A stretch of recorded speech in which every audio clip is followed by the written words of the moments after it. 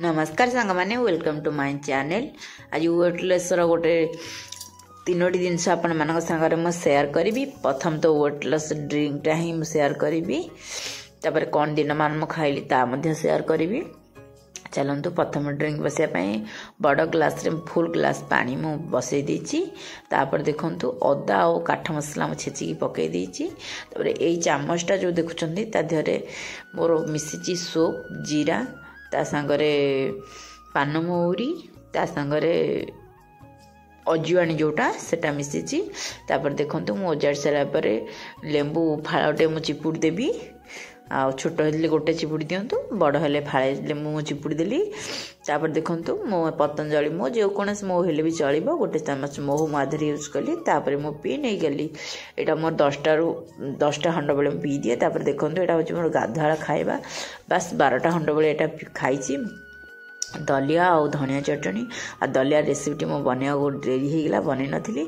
आ दलिया रेसिपी बहुत जल्दी आनी आ बहुत बढ़िया टेस्टी होता। आपको अन्य किसी दरकार पड़ोनी, सब परिवार देहरे पकईकि दलिया रेसिपी करेंगे।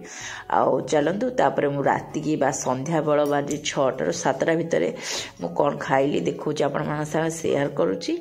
एक्चुअली मु गोटे देखंतु एटी सब प्रकार परिबा मु नेछि, केवल आलू को छाड़ी आउ नाउ फुलकोबी गाजर टमाटो आ बीन्स नहीं ताको चलते प्रेसर मु सीटी दे बसई देछि।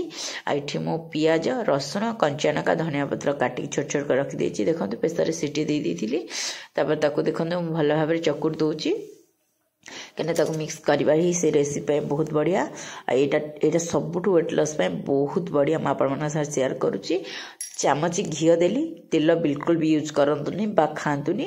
चामच घी देली, तादरे जीरा पकई देली, तापर कस्तूरी मेथी टिके पकई देली, तापर रसुण आ कंचा लंका पकई देई ताको भल के फ्राई कर देली। तापर चलंतु प्याज पकई नै जिबी। तापर फ्राई हो साला पर टिके प्याज पकई नेबी। प्याज टी को 2-3 मिनट गोटे घाटी दबा, टे लुण पकईदे स्वाद अनुसार। मुझे सीजार पकई से अल्प लुण पकईली। एटा एक्चुअली मन लास्ट बेलू कहबी। आ चलतु आगू आगू देखी चलतु। तापर देखो पियाज टी अधा तरसीजा हो गला। देखो ये टमाटो सॉस टा आग पकईदेवी कहीं टमाटो सॉस टा जारिया। मो भाई चिली सॉस नथिला, चिली सॉस थिले आधे चिली सॉस ही यूज करंतु। मो भाई टमाटो सॉस खाली से टमाटो सॉस ही यूज करुच्ची। टिके घाटी देला परे तापर रखिथिबा प्रेसर सीटी देकी दाबी देकी रखिथिबा जिनसटी को मु ढाली देली। एक्चुअली मु गोटे सूप बनाऊची। एटा संध्या बेले मैं सूप टी पी देबी। आ सूप टी जेतिक दरकार पानी आपण सेतिक यूज करंतु। मते टिके पतला दरकार थिला, मते पतला सूप ही बना जाए। आ परिवा को बिल्कुल भी फकाड़नी, बहुत टेस्टी आ बहुत भल परिवा।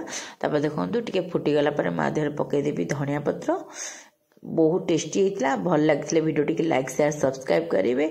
आ वेट लॉस 7 दिन एभली खातु। मु ग्यारंटी दूची 2 ରୁ 4 केजी आपनकर वेट लॉस हम। आ डाइटिंग एक्सरसाइज करंतु बा न करंतु। सकाळ संध्या रे गरम पानी मझिरे दलिया तापरे सूप पियंतु। संध्या पूर्व बा 6टा पूर्व सूप टी पी दिंतु। 6टा ରୁ 6:30 भितर मु ग्यारंटी कहूँ आपण मानकु वेट लॉस दबाटा निहाती। मु देखो सूप नहीं आसली टिके ठंडा कर सारा पर पी देबी। मोर एटा हो खाइबा। आ राति के मु किछि भी खाइनी, केवल भल लगे लाइक से सब्सक्राइब निश्चय करेंगे।